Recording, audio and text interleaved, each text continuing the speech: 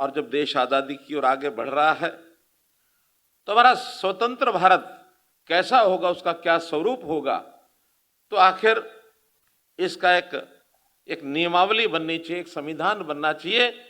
ये बात भी देश की आज़ादी के कोई 20-25 वर्ष पहले शुरू हो गई थी।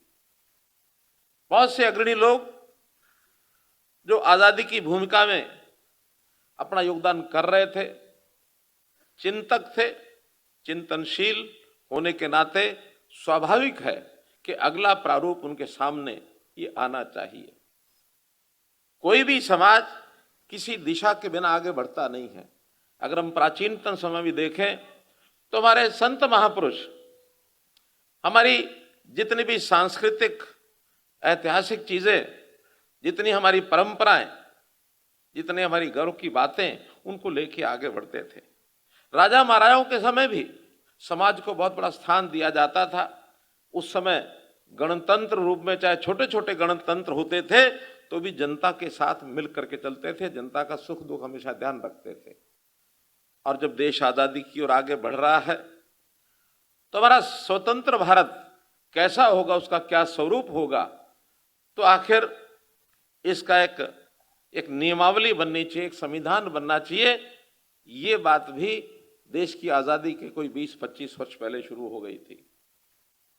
बहुत से अग्रणी लोग जो आज़ादी की भूमिका में अपना योगदान कर रहे थे, चिंतक थे, चिंतनशील होने के नाते स्वाभाविक है कि अगला प्रारूप उनके सामने ये आना चाहिए। कोई भी समाज किसी दिशा के बिना आगे बढ़ता नहीं है। अगर हम प्राचीनतम समय में देखें तो हमारे संत महापुरुष, हमारी जितनी भी सांस्कृतिक ऐतिहासिक चीजें, जितनी हमारी परंपराएं, जितने हमारी गर्व की बातें, उनको लेके आगे बढ़ते थे। राजा महाराजाओं के समय भी समाज को बहुत बड़ा स्थान दिया जाता था। उस समय गणतंत्र रूप में चाहे छोटे छोटे गणतंत्र होते थे तो भी जनता के साथ मिल करके चलते थे, जनता का सुख दुख हमेशा ध्यान रखते थे। और जब देश आज़ादी की ओर आगे बढ़ रहा है तो हमारा स्वतंत्र भारत कैसा होगा, उसका क्या स्वरूप होगा, तो आखिर इसका एक नियमावली बननी चाहिए, एक संविधान बनना चाहिए। ये बात भी देश की आज़ादी के कोई 20-25 वर्ष पहले शुरू हो गई थी। बहुत से अग्रणी लोग जो आज़ादी की भूमिका में अपना योगदान कर रहे थे, चिंतक थे, चिंतनशील होने के नाते स्वाभाविक है कि अगला प्रारूप उनके सामने ये आना चाहिए। कोई भी समाज किसी दिशा के बिना आगे बढ़ता नहीं है।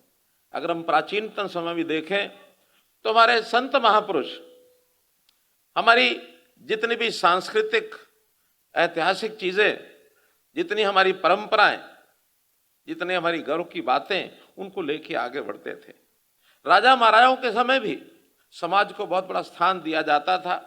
उस समय गणतंत्र रूप में चाहे छोटे छोटे गणतंत्र होते थे तो भी जनता के साथ मिल करके चलते थे, जनता का सुख दुख हमेशा ध्यान रखते थे।